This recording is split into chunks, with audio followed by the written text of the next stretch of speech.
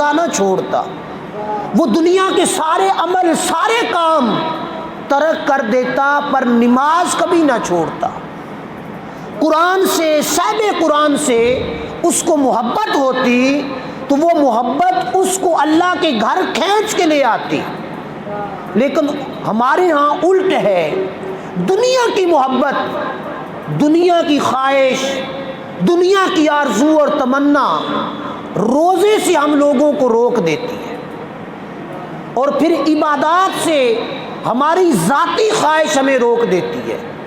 اور سوچ اور فکر یہ پیدا ہو جاتی ہے میرے اور آپ کے اندر کہ نماز تراویح پڑھنے جائیں، قرآن شریف بڑا لمبا ہے، 1.5 گھنٹہ لگ جاتا ہے، نیند بڑی پیاری ہے، ساری دیہاڑ میں کام کرتا رہا ہوں، میرے جسم کے اندر تو تھکاوٹ بڑی ہے۔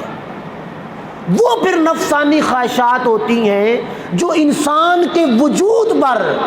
رب کی محبت پر غالب آ جاتی، یعنی رب کے احکام کو چھوڑ کر اپنی ذات کو ترجیح دے دینا، احکام اللہ کو چھوڑ کر اپنی سوچ کو ترجیح دے دینا، یعنی روزہ آج نہیں رکھتا، آج میں نے یہ کام کرنا ہے، آج میں نے یہ کام کرنا ہے، نماز نہیں پڑھتا ہوں، صبح صبح تو بڑا کام خراب ہے۔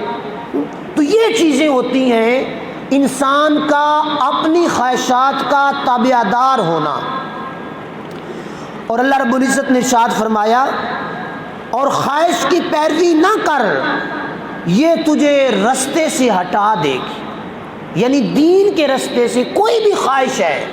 وہ اسلام اور دین کے رستے سے ہٹا دیتی ہے۔